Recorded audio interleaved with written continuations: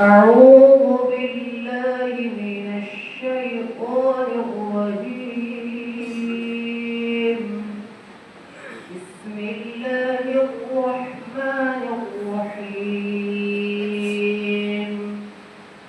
ألم تر أن الله أنزل من السماء ماء فأخرجنا به ثمرات مختلفا ألوانها ومن الجبال جدد بيض وحمر مختلف